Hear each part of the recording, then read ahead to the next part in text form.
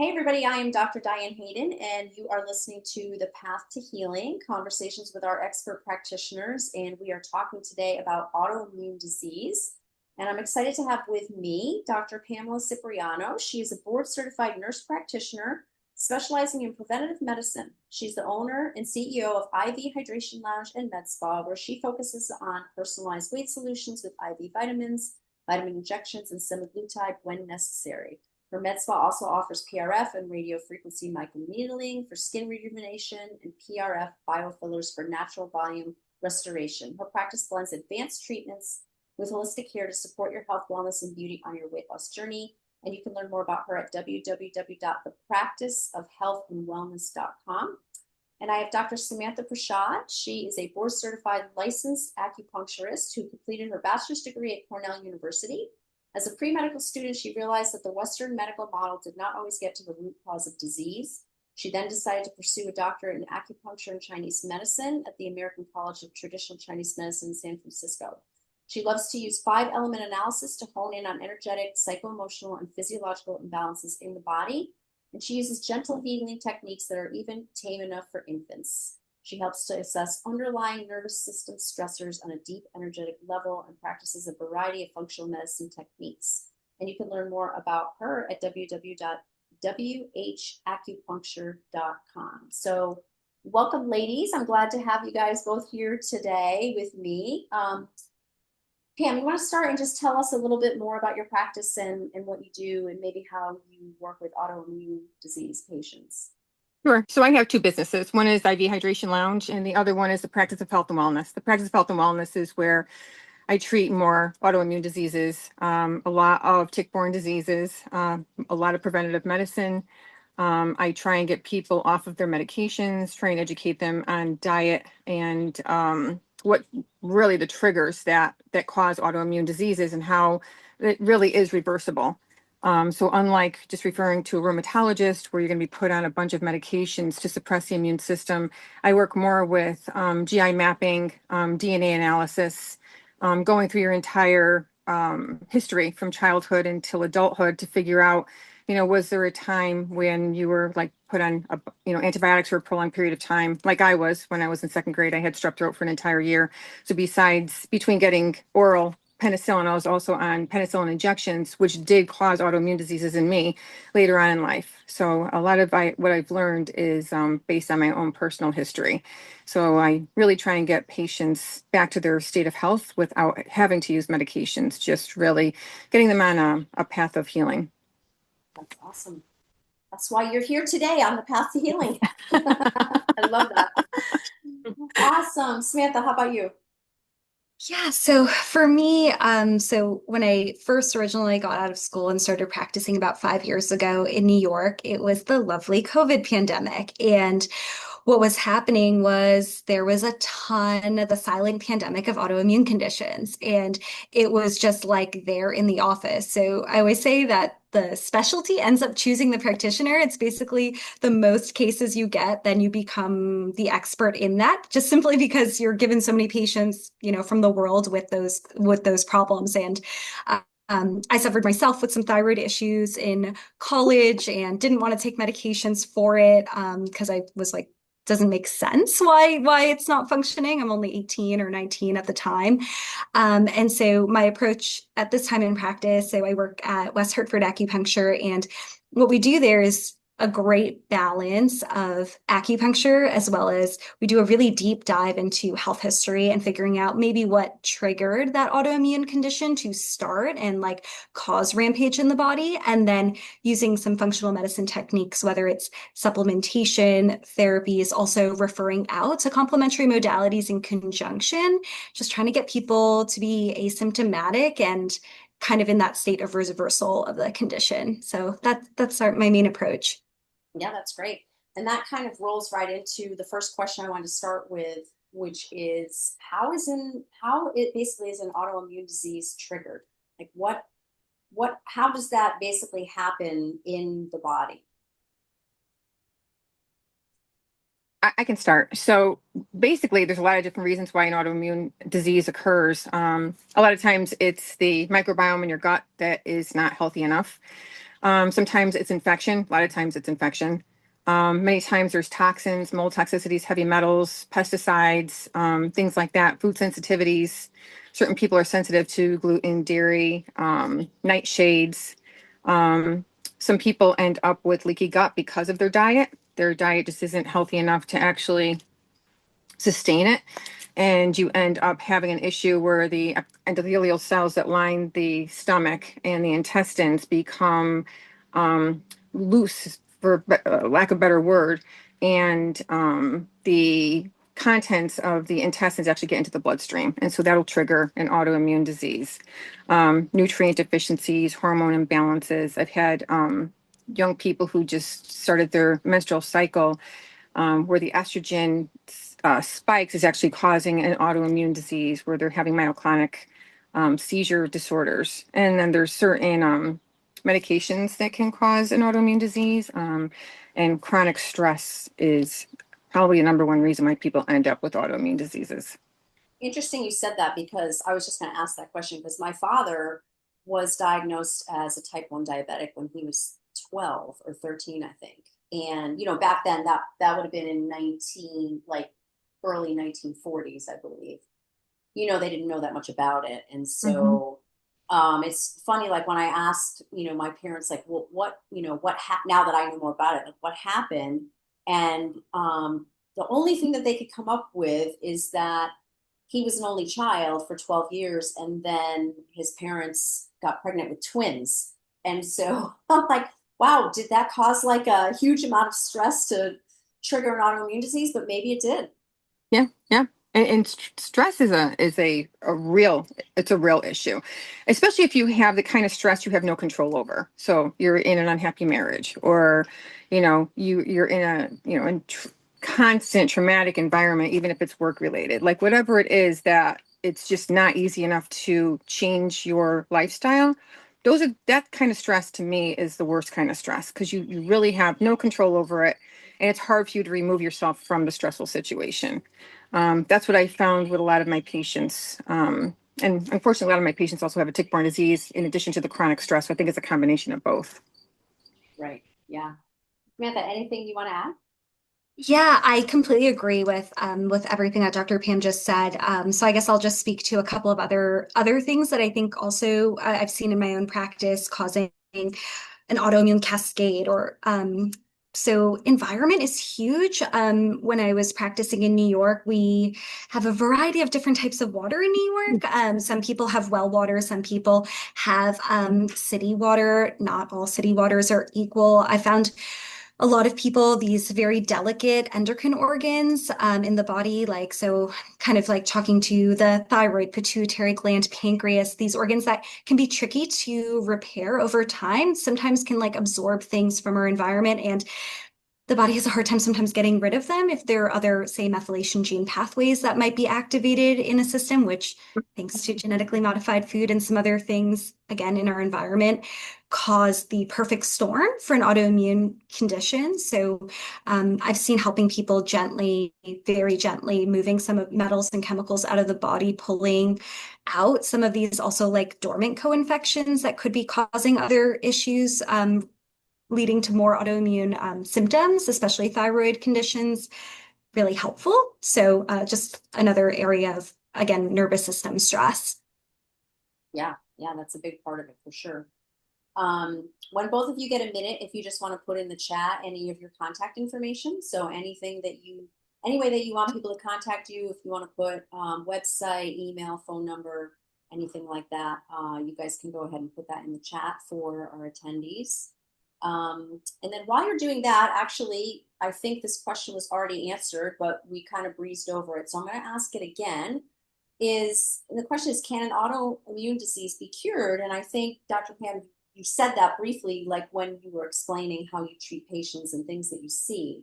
So Yeah. I think that's great to point out because I think a lot of people are under the impression that once you have, whatever type of autoimmune disease it might be, you have it for life. And, unfortunately, in the medical community, that's exactly what they'll tell you. It's something you're going to have for life. It's a chronic disease process. you need to be put on medications to correct the specific organ that's being affected. And a lot of times these medications actually suppress your immune system even further. So it's still in the medical literature that if we try and boost the immune system, we're actually causing more of an autoimmune response, which I find to be completely incorrect. So generally what I found is if we find the reason for the autoimmune disease, whether it is, the stress related, if it's a food trigger, if it's, nutrients, if it's whatever it is, if we correct those things, we do everything possible to get the body into a healthy state, those autoimmune diseases will reverse themselves. Even something like type 1 diabetes, have you seen that? So type 1 diabetes is a little bit different because it's more specific to the pancreatic cells. And so if you have something like type 1 diabetes, you essentially have an issue where you don't have the ability to produce insulin. And so you have to get insulin endogenously. When that happens, it's really hard for that pancreas to start providing the islet cells necessary to produce insulin. That is a difficult one, and also like an autoimmune disease to the thyroid. A lot of times it's not completely irreversible. So you need to take on either medications or supplements to try and supplement the thyroid itself. So there's certain things that, yeah, you do have to supplement insulin for type 1 diabetes. You do have to supplement sometimes either iodine or thyroid replacement medications for the thyroid. But overall, if you have something like antiphospholipid syndrome, which is a blood clotting disorder, or you have other types of autoimmune diseases that are brought on by usually infections or stress, if you pay attention to the microbiome of the gut, if you do some DNA analysis, I like Intellex DNA, it lets you know if you have any type of DNA issues that can be corrected with either foods or supplements. A lot of times those things are reversible. Yeah, that's awesome. One thing I should have just outlined this in the beginning, but it just popped into my head. Let's name what autoimmune diseases are. Like, how would people know that it's an autoimmune disease? So mention type 1 diabetes. Just rattle them off as you guys think of them. There's Hashimoto's, which is related to the thyroid. There's antiphospholipid syndrome, which is related to a blood clotting disorder, which actually COVID was, that was a big issue with COVID. So a lot of people, younger people were getting antiphospholipid syndrome because of the COVID virus.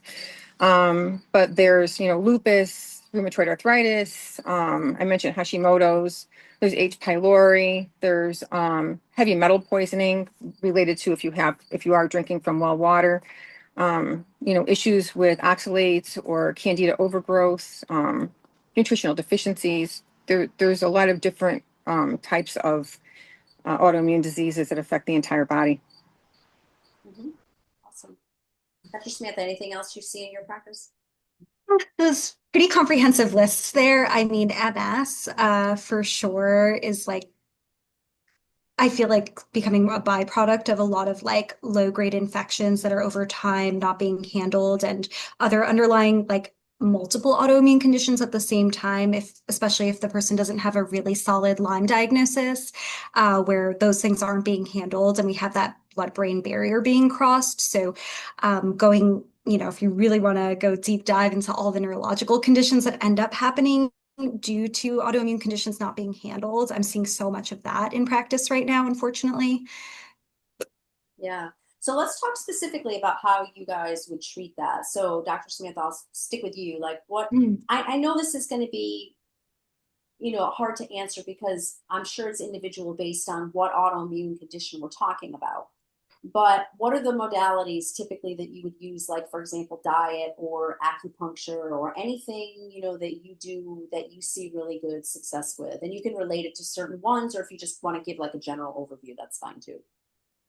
Yeah, so exactly right. Everything's super specific, but I guess my couple of like Dr. Sam rule of thumbs when I get a autoimmune patient or someone who already has a diagnosis, a lot of times people don't have that diagnosis and I'm like, oh, I see all the signs for that. I typically start with kind of trying my best in the first visit to figure out what was that first trigger. If you can figure out and really nail down the first trigger and like how many years ago, it kind of gives us a good understanding of like how long has this been hanging out in the body? Like how how is this 10 years? Is it 20 years if it's an infection? And then at that point being like, okay, now what do we do? So I usually start with some supplements, really, especially if their fatty acids are out of balance, kind of stabilizing the surface of the individual cells of the body. I feel like that works well for many people because if there is a hormonal component, it helps those people. If there's a toxicity issue, it helps those people as well. So I start with fats, usually, and hydration. Um, and then I love acupuncture. The tricky thing with acupuncture as a modality is it enhances the immune system. So it's good and bad. So I find sometimes first visits being very careful and not using many acupuncture points in that first visit to make sure someone doesn't go into a flare if I use, say, too many lung channel points. And then once I see how they respond with that, I can kind of fine tune what channels make sense for them. And then, yeah, other modalities, I refer out a lot to chiropractic as a really good nervous system work and other, if they need herbs for a parasite program or if they need some chelation to help their liver do a better job. So those are some just general routes that we can take depending on why the condition's there. Right, exactly. Dr. Pam, how about you? So generally I'll do a GI map because everything starts in the gut. And then I'll do the Intellix DNA after I've done regular standard blood work. And so once we find out what the trigger is, whether it's stress related or whether it's food related, medication, infection, toxin, whatever it is, correct that. So mostly, again, I stick with the gut. So try and get the microbiome as healthy as possible with nutrients and enzymes.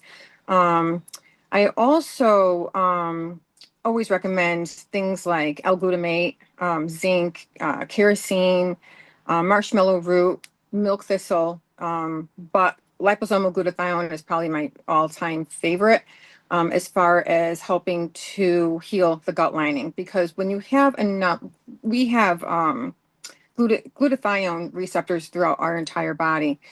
The glutathione is actually made in the liver through the hepatocytes. Unfortunately, the diet that we have in this country, even if you're eating exceptionally clean, is very difficult to get enough glutathione in your body to be made and stored.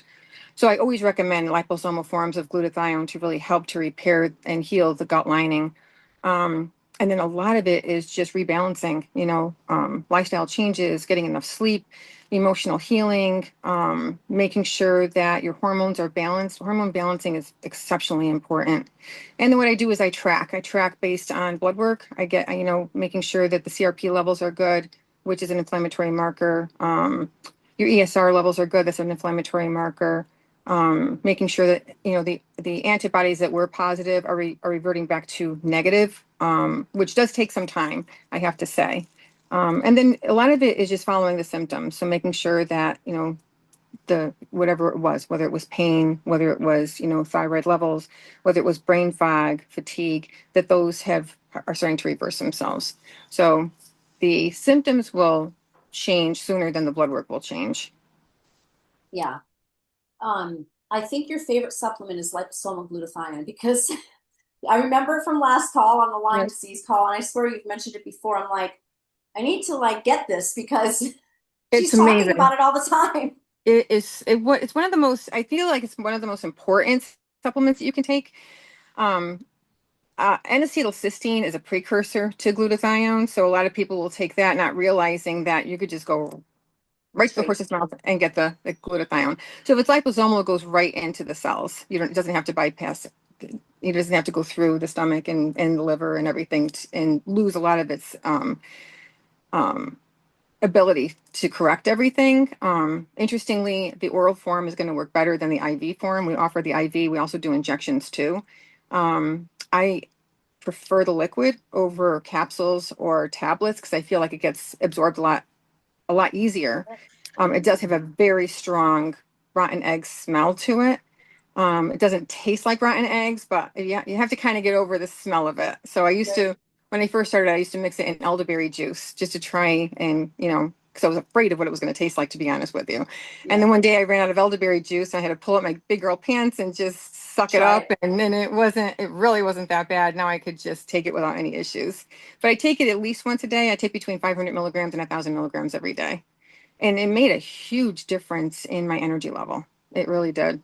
That's awesome. I've actually heard practitioners recommending both, like to alternate between taking N-acetylcysteine Hmm. and liposomal glutathione. But it sounds like what you're saying is, why would you need to do that? And that is true because there are other reasons for N-acetylcysteine for brain health, but Yeah. again, I go right to the glutathione. Yep. Yep. Awesome. So let's talk about diet. What are things that either of you, feel like people should absolutely cut out of their diet if they have an autoimmune disease? Like things that you would be like, absolutely not. Hmm. Yeah, so for me, like in my first eval, I usually am like, walk me through a day. What's like an average day of food? You wake up and then what happens, right? Are you going for water? Are you going for the coffee machine? Like, what happens first? That helps a lot because hydration is a huge problem, especially just not having enough water, being surrounded by technology. The cells are kind of on fire in the body. So just checking hydration is really important where I first start. So if people aren't drinking water, number one fix and making sure they're drinking the right water. Then for me, seed oils have been one of the most important things to cut out for patients. They don't realize how much soybean oil is in packaged food, and it causes not just gut issues and leaky gut, what Dr. Pam was talking about, but it also causes lots of hormonal imbalances, and it's hidden everywhere. Mayo, it's very hard to find a mayo without soybean oil in it. I've tried. So I kind of start there and try to go slow without cutting out every single food on the planet because then it's hard to figure out what to eat. So starting with really good water and cutting out seed oils. And if there really is a huge gluten issue, because it is so inflammatory to the gut and the rest of the body, and our endocrine organs start to freak out, I typically will also start to recommend lowering, at least at a bare minimum, starting to drop those inflammatory foods like refined sugar, gluten, dairy, because it pushes the immune system. So again, it depends how bad the flare is that the patient is in when they come in. But I also don't want to scare people off by being like, you can't eat anything except for vegetables Broccoli and because chicken. right. And then broccoli and chicken, right? We have to think about how high is the histamine levels in some of the foods, right? And healthy foods are great, but sometimes autoimmune patients, because they're overreacting, sometimes it can be really hard to digest and break down. And so sometimes just starting with simple foods in Chinese medicine, we recommend congee porridge, which sounds counterintuitive because it's just rice cooked down in broth. But sometimes that really, really helps just as a starting place. So yeah, that would be my general diet to start. Yeah, I'm glad you mentioned seed oils because, like you said, they're everywhere, like in all packaged foods. I've been able to find some mayo that's made with avocado oil. Yeah. But sometimes even there, you have to really look at the label because they'll sneak it in. And Yeah. also eating out at restaurants. I know so much about this because I have a friend who literally for the last, it's got to be 15 plus years, has been trying to figure out what her gut issues are. And finally they got diagnosed with, it was like a seed oil issue, soybean oil, vegetable oil, like that kind of thing. And to try to eat out at restaurants, I mean, I tell her all the time, you are so lucky because your body is basically rejecting what all of us should not be eating anyway. And your body's telling you, don't eat this. This is bad. Like she, she has like everything from pain to bloating to diarrhea to you name it. It's not pretty. Right. Yeah, But I think but that's like so great. but she's like, but I want to eat out at a restaurant socially once in a while. Like, what can I do? So you find that there's places where chefs are willing to work with you. They'll cook with butter and olive oil only, and it's fine. She can have a lot of things, but it's funny because I'm just like, listen, I'm telling you, none of us should be eating this stuff, and your body's telling you basically preventing you from eating it. It's keeping you healthy than the majority of us who may consume it and not even know because we're at a restaurant. I think that as an empowering moment for anyone who's listening to this who has never just asked for your food to be cooked in just some butter or some ghee or like I I personally don't eat any soybean oil because of an allergy, but when I go to the restaurant, I always ask if you can cook it in olive oil, or I ask, and people are usually pretty responsive. They don't find you to be too much of a pain, and then you don't go home with like very, severe stomach discomfort or bloating feelings. Sometimes it's not necessarily like you can go to a super high-end restaurant in New York City, and just because the burn temperature is higher for canola, that's why they're using it as opposed to like wanting to poison us, right? And Yeah. so sometimes if you ask, they're able to do it just with like butter substitution because they have it. So I would say if you ever feel like not good after eating something at a restaurant, it could be that you are reacting to the seed oil.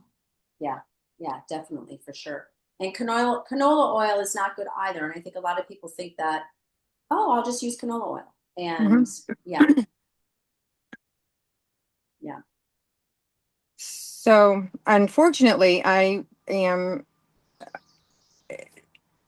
disgusted with our standard American diet, which is everything that we pretty much eat. Um, Reading labels is going to be the most important thing. High fructose corn syrup is in everything from ice cream, ketchup, salad dressings, stuffings. I mean, it's in cereals. It's incredible how many foods are infiltrated with high fructose corn syrup, which is one of the reasons why there's so much autoimmune problems in this country. It's going to be something like that. It's going to be the artificial preservatives, the processed foods, the artificial sweeteners. It's really trying to eat as clean as possible. If you're going to eat meat, make sure it's organic meat so that you're not getting the histamine release from these animals eating things that they were not meant to eat. So an organic farm is going to be not only are the animals going to be treated much more humanely than in a commercial farm, they're also going to be fed the types of foods that they should be fed and not just, literally garbage. These poor animals are treated so terribly in these commercial farms. So if you're eating something that has been treated poorly all its life and then slaughtered in an inhumanely way, you're getting all those inflammatory markers when you're eating that same meat. So it's not, it's not just seed oils and it's not just high fructose corn syrup, and it's a whole issue that we have in this country, that we just don't put nutrition first on the list. And that's probably the main reason why we will never have universal health care, not like other countries do, because our country, our government makes more money on us being sick than being healthy, which is really sad. So like, now that RFK is in, I'm really hoping that there's going to be a lot of changes when it comes to our food. He's probably the first person in my generation that I've seen that's really trying to make some wonderful new roads to try and get the American people healthy. Now it's going to be trying to change people's habits, because eating from, McDonald's, which also carries high fructose corn syrup and, commercial meat, is a lot easier than, going to the store, going grocery shopping, cooking the meal, and it's a lot cheaper. So it's going to be a big learning curve for the American people to start really paying attention to their health and, reversing it themselves. Yeah, it is cheaper, but my answer to that when people say that is how cheap is cancer or I some agree. other or some other, like awful disease that gets expensive. And I think what is going to happen, sadly, this is the way it's going to have to happen, is that it's going to be things are going to happen like what happened to my friend. She was not the healthiest. I mean, she wasn't terrible. She wasn't running a fast food restaurants all the time, but she basically ate whatever. Like she didn't really think about it. If she wanted, she would eat chips. She would eat, stuff with high fructose corn syrup in it, like all kinds of anything off the shelf, blah, blah, blah. And now what's happened is basically her body is rejecting all of this stuff. And so Hmm. she's being forced to really eat clean. And that may happen to a lot of people, like that might be the thing, like, wow, if I'm sick all the time and I've got to be running to doctors and traditional doctors can't help me, now I have to be, paying out of pocket potentially for, integrative or functional medicine type practitioners. It's the same, like, it's easier, or it may be more expensive to eat cleaner, but in the long run, you know, paying less money for the bad food is going to turn out to paying more money for your health care. And it's unfortunate because most people feel like it's never going to happen to them. They've been eating this way True. all of their life. Yep. There's no reason to change now until they do get cancer or they have their first heart attack or they develop diabetes. And then all of a sudden they want to change everything about their diet, which that's fantastic. But if you followed my directions, a lot of my patients, they come to me because I do give them, an anti-inflammatory diet that I designed. All the food on there is low in glycemic index. Everything in there is organic. And the same with Dr. Samantha. I really discourage dairy because it just causes more inflammation in the body. But there's so many health benefits to just eating healthy and eating the right way. I'm Italian. My family looks at the way I eat, and I don't mean my children, but I mean my extended family. But look at the way I eat and feel like I'm militant. yeah, well, they feel like I'm crazy. I'm depriving myself. Oh, I'm true. looking at them like, how am I depriving myself by staying healthy? Like for me, because I've had, having to be on antibiotics for an entire year when I was in second grade and having a host of health problems for the majority of my young adult life and being healthier at 62 than I was at 32 because I learned so much about the body, corrected the microbiome, change my entire diet, make sure everything that goes in my body is going to be something that is going to support it and not cause an illness. That is worth more to me than eating the bag of chips. Yeah. No, Just so much more to me. It's really true. It's really true. Have you guys? Oh, Dr. Sam, go ahead. Oh, I was gonna just say I have an interesting anecdote that might pair well with what you guys were just talking about, and autoimmune conditions, of course. But for myself, my family's from Guyana, and so there's a wisdom to the way that they eat. There's an Indian influence, there's a Caribbean influence, and so growing up, I would eat these things and I would have some inflammation, and it wasn't horrible by any means. It was like fine. I was like, oh, my gut hurts a little bit sometimes when I eat tomatoes. Okay, that was the extent to it. And it was pretty much fine. And then I went to college in upstate New York at Cornell, and I decided to be a vegetarian, and I replaced all of my protein with soy. And I didn't have access to the foods I was eating at home, which I was like eating, small amounts of meat, some things that were actually like organs in these traditional meals, like salted fish, like all of these things that we grew up eating. And then when I went to college, I didn't eat any of those things, and it wrecked my gut. Like it completely, went to a amazing school, which you would think would have the best quality nutrition, and it all looked great, but it was all filled with things and that weren't good, just like the standard American diet. But you think it's better because you're choosing a salad, you're choosing tofu, you're choosing protein sources that you think are clean and based on that nutrition program that you're signed up for studying for that 4-year degree. And during that time, I got really sick like that first year and ended up having to get some functional medicine work on my own system. And that's how at a very young age, I got my exposure to holistic medicine as a treatment for autoimmune conditions and health and well-being. So it can just be that simple, like kids are going off to college, shifting from what's at home to what's there that you get to choose and are taught that's good. So just putting that in there. Yeah. It is pretty amazing that like universities and hospitals have the worst food.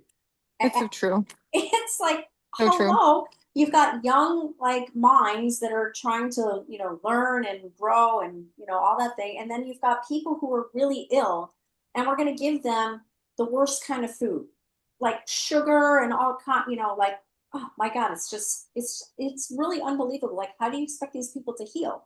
Well, I know the answer to it, but like, I realize it's all about money and, that's a whole nother podcast some other day. But it is crazy to think about it from that perspective. I agree. Yeah. So we mentioned a couple supplements. Any other supplements that, or let's look, or from a food perspective, we talked about foods that we don't want to eat, but what do you recommend, generally speaking, either supplement wise or food that's really healing for autoimmune disease? So generally, I recommend, like I said, the organic meats. If you're going to eat meat, make sure it's organic. Any if you do have a sensitivity to nightshades, make sure that if the food that you're choosing is a nightshade. And Um, nightshades are like mushrooms, peppers, yeah, tomatoes, right? tomatoes, Okay. yeah, Peanuts. peanuts, certain cashews, things like that. Okay. Um, I have a girlfriend who was born in Italy, and every time she ate tomatoes, her knee would blow up. And she went, this is before I was still working as a hospitalist at the hospital, and she went to see a functional medicine provider who told her it was because of the tomatoes she was eating that her knee was blowing up. It was because of the inflammation that the tomatoes were causing. So not everyone has a sensitivity to nightshades, but it's something to think about if you do or if you are developing anything like that. Even taking medications like NSAIDs are terrible products. They really are. If you take them very, very sparingly, only when you absolutely need them, they're not so bad. But most people feel like when it's over the counter, it's going to be safer than a prescription. And so it actually shuts down certain blood supply and pathways to your gut and to other parts of your body. So it actually encourages leaky gut to occur. Making sure you're taking the probiotics, something that's high in bifidobacterium is going to be exceptionally essential. Getting yourself into counseling if you're in a bad relationship, if you're suffering from PTSD, any emotional trauma or grief, making sure that you're getting yourself into counseling and getting yourself really healthy from spiritually, mentally, and physically. So it's not a couple of foods or a couple of supplements. I feel like it's an entire body makeover, actually. Mhm.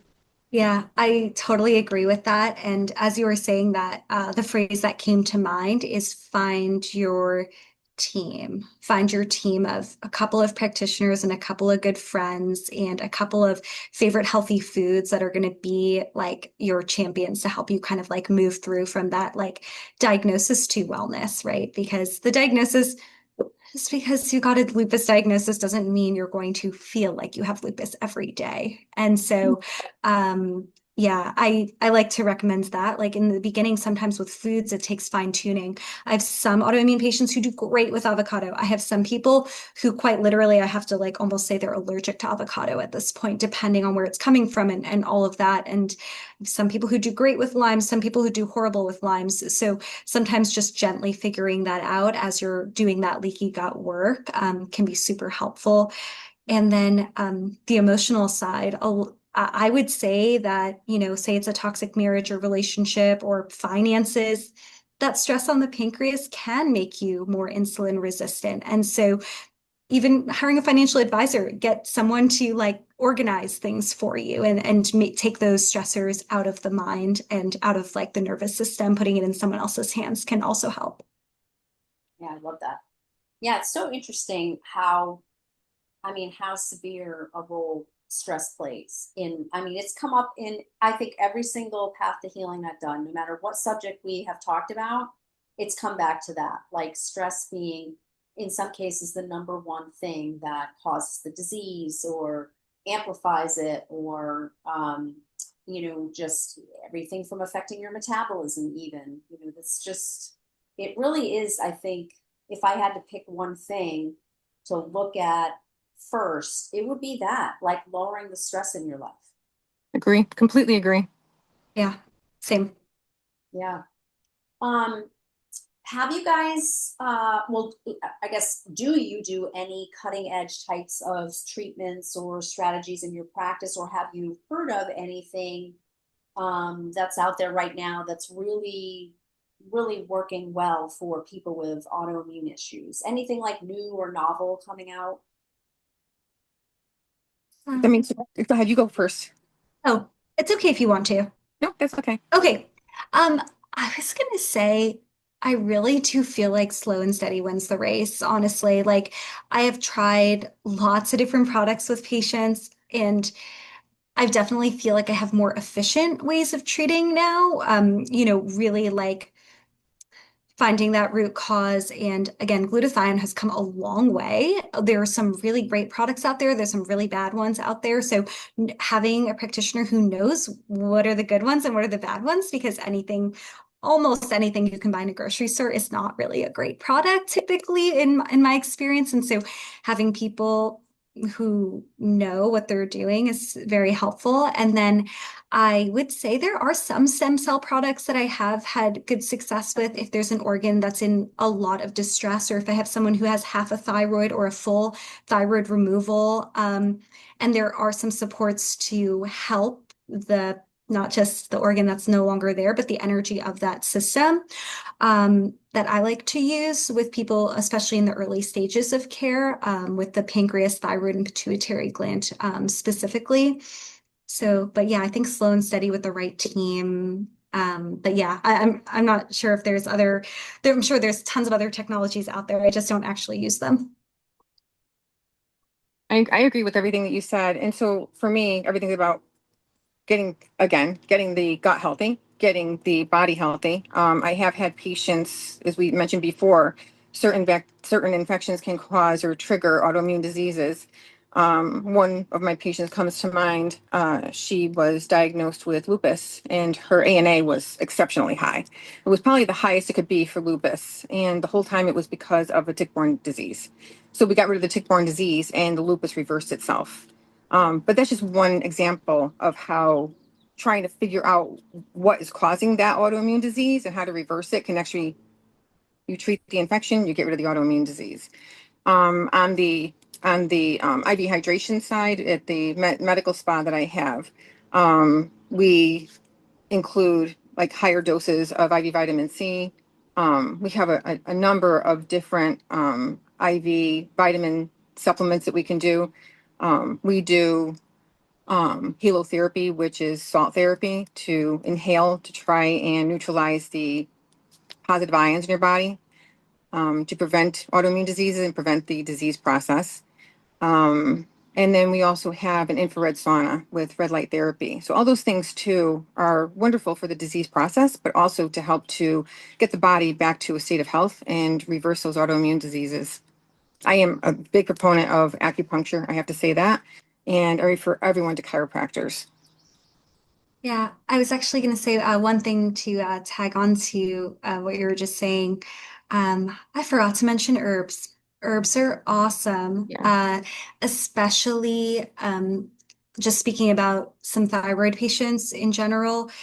Sometimes there's, you look super healthy on the outside and you're totally not healthy from the inside, having like menstrual issues, low energy, fatigue. And sometimes very simple Chinese herbs or European homeopathics can make a big difference, just tonifying or strengthening the blood in the body and just the vitality overall and getting the mitochondria to truly work. Even just starting there sometimes makes a big difference, having people feel like humans again. So I would say herbs are cutting edge, even though they're very ancient. And thank you for mentioning that too. I actually forgot about iodine. I have the vast majority of my practice is low in iodine. Back in the day, it was Morton salt. It was processed with iodine added. And growing up, we used a lot more salt than we do nowadays. I think it's because, we're much more health conscious. We don't use the processed salts. We don't have anything that has additives to it. But because of that too, iodine is not checked in a regular panel. And the vast majority of my patients are low in iodine, which will result in an autoimmune disease to your thyroid, ending up on thyroid medication when all you need to do is just replace the iodine and that autoimmune disease will reverse itself very quickly. So Yeah. it's not an easy, this isn't an easy subject to say, just do A, B, C, and D. There's like A through Z.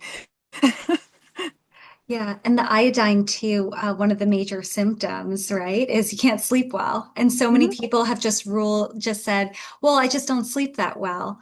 You might just be low on iodine. That's like Yes. one of the easiest fixes if I have someone who come in and I see some thyroid issues and they're like, I'm traveling, I can never make it back in to see you in the clinic. I'm like, okay, if you just take one thing out of this, one drop of iodine at night, and then I'll get an email and be like, I don't have insomnia. And it's yeah, so that's a really great point. Yeah.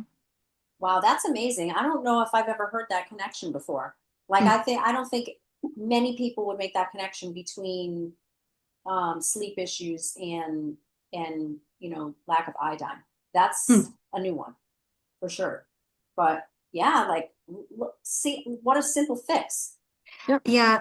I do 1 drop of iodine every night, knowing that I have like underlying thyroid very easily gets out of whack due to stress typically, and who isn't stressed in a regular world that we live in. So yeah, as a testament to deep sleep, if I have a restless night, I know I need 1 drop of iodine and I'm usually good.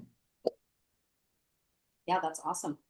Um, are there any connections between autoimmune disease and cognitive function? Have you heard anything related to that? Well, there's a number of autoimmune diseases that affect the brain specifically. Um, just the inflammation alone is going to affect the brain. So I think it goes back to, eating the proper type of food, a clean diet, making sure that what you are eating is nutritionally sound, and making sure that the foods you're eating are going to decrease the inflammation in your body and not increase the inflammation in your body.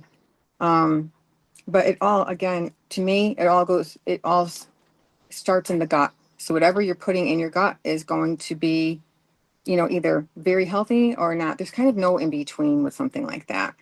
But there's a lot of information about Alzheimer's being an autoimmune disease, type 3 diabetes being an autoimmune disease, just because it's the foods that you're eating that are causing the inflammation in your body, and the inflammation in your body is causing an autoimmune disease.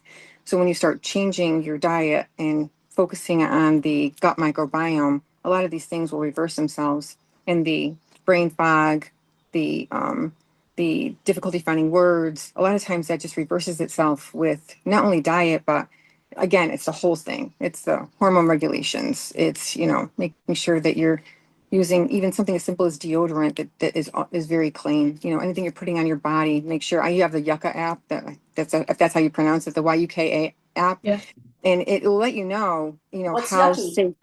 Yeah, exactly. It'll let you know, like, whatever you're putting on your body or putting in your system, if it's beneficial or not. So, and it's right now, there's no great big corporations trying to get a hold of it so that they can put their foods in there so far. I hope they keep it as clean as possible so that Yeah. doesn't happen. It's kind of what actually, and eventually happens with some of these wonderful apps that we have. I was gonna say, just because it's such a massive issue right now, dementia and Alzheimer's, starts in the brain 30 years before you even start saying, like, I'm kind of struggling a little bit. And so, one of the big things that almost, I would say like 90% of my patients come in and I ask, I'm like, how's your memory? Nobody says it's super sharp. Not nobody, 10% of people will be like, I read a lot, I do all these things, I have the cleanest eye on the planet, sure, 10% for sure.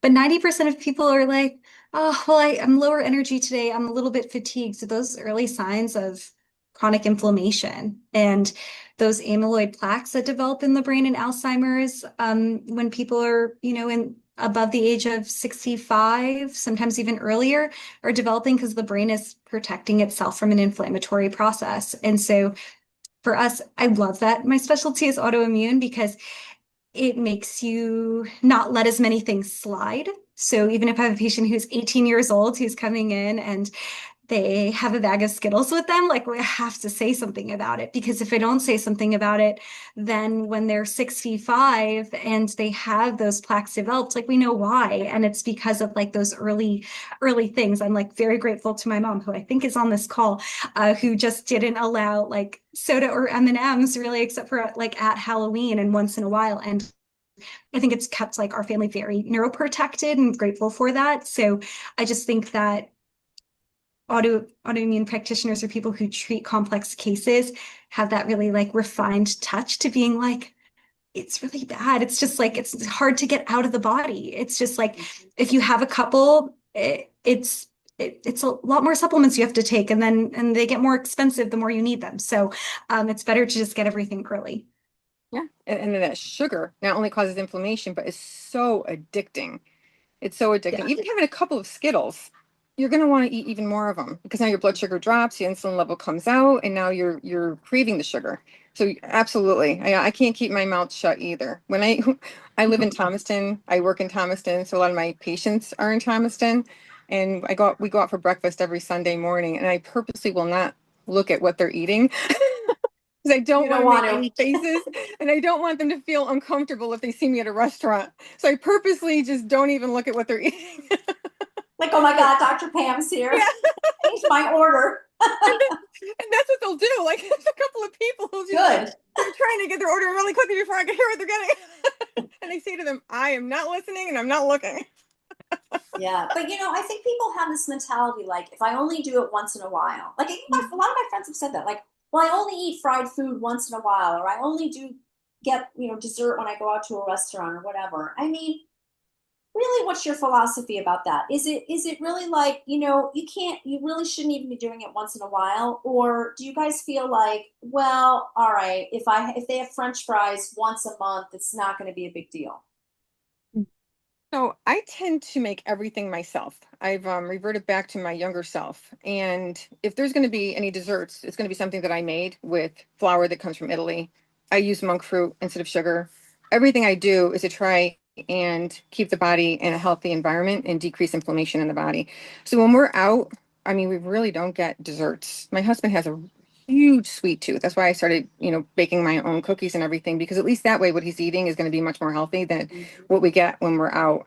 And he's gotten so much better, so much better. It's rare for us to really eat anything, any desserts or anything like that. I mean, if we're at a birthday party and you have a slice of cake, I usually will have like a couple of forkfuls, but I never eat the entire slice or go back for seconds. And that's just me. I'm I hate to say I'm an all or nothing kind of person, but I think I've turned into that, where I really don't like to do anything that's going to poison my body.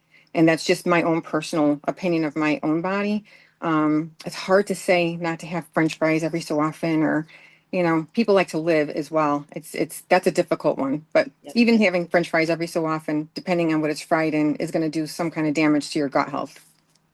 Yeah. So I'm very fortunate. I don't like sugar. And I never really did. So I was like really lucked out on that front. But I do like eating out. I would definitely consider myself a huge foodie, but I also love to cook. Like the kitchen is my favorite place in the house. So and Iron Chef and all of these things. So using the highest, fanciest ingredients like truffle oil and all of these things in my kitchen at home helps to be able to still be a foodie. And so definitely probably eat 90% of my food made at home. And again, eating meats, making sure they're organic always. But for eating out, I would say, like anyone on here who is a foodie who does like to eat out, vet your restaurants very carefully. Be that person that chooses where you're going out. So I always do that with my friends when I go back to New York. They're like, "Where do you want to go?" And I'm like, "Don't worry, I have a list vetted." And they know what that means. I'm the same way. They know. I'm like, do not worry about it. You're not sure where to go. I'll take care of it. And in that way, I know I don't have to feel bad. And I know that my friends aren't going to feel sick after they eat out with me and text me late at night asking what they should take. So that's what I would recommend. And especially in like your local area. Like for me, sometimes I'm really busy and I need to get a lunch out. I have my favorite spot that I know doesn't use any seed oils, and I just go there. Or if I, again, am rushing to get to West Hartford acupuncture and haven't eaten anything because I was too busy, I'll just hop to Whole Foods and do like salad bars or something like that that's easy and like, or chicken that's already cooked, but I know it's organic, something like that. Grocery stores are great stops on road trips. I always tell people that's a big one. In the summer, everyone says that on the road trip, they always stop for fast food. And I'm like, why? You can stop somewhere else, or you can bring something in the car, or you can stop at the Whole Foods on the way to Canada or wherever it is and just grab something, like just sit and eat. It doesn't have to be so rushed. It's what's another 45 minutes in a 10-hour road trip. So yeah, those are my tips for eating out. Yeah, that's a great idea. I'm like the food Nazi as well. My friends have given up picking restaurants because they're like, she's going to veto it. So, you might as well just let her decide. I love that. Yeah. So there's a question for Dr. Pam from Pam. She says she's interested to learn how much success you've had, if any, with Crohn's patients, specifically getting them off of their medication. I've had a lot of success with that, and it's going to all be based on diet. diet and herbs and supplements. Once you change, I don't think people realize how unhealthy they're eating until they come to the office and we go through everything and do the GI map and sometimes a DNA analysis. That will definitely reverse everything. I mean, I've reversed Crohn's disease, ulcerative colitis, generalized colitis. It's again, it's always going to be based on your stress level and the foods that you're eating. Awesome. Yeah, that's great. So I'm going to ask you guys for your favorite clean restaurant in Connecticut, or if you have a couple. That's a tough one. So there's a place in besides your kitchen, Dr. Pam. There's a place in Thomaston.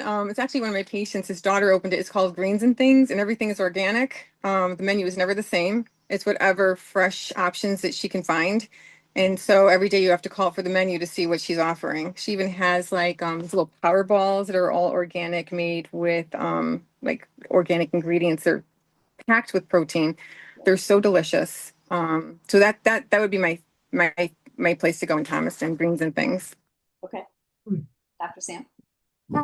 So I'm going to, there's a couple, but the one that I think would be good for this would be honestly in West Hartford. Zohara's I would consider 90% clean. I'm not gonna like patent that percentage there, but I would say no, of course every menu has something fried, right? So like if you're gonna order the one thing that's fried on the menu, obviously this isn't a good recommendation, but a lot of their things are like farm to table style and then very fresh. And again, you can always just clarify, just make sure on the oils for yourself, but it's a very Mediterranean style place if you've ever been there. And they always do like hummus of the day, like things that are nothing sitting around very long. It's like they run out of things. That's how you know. So yeah. Yeah.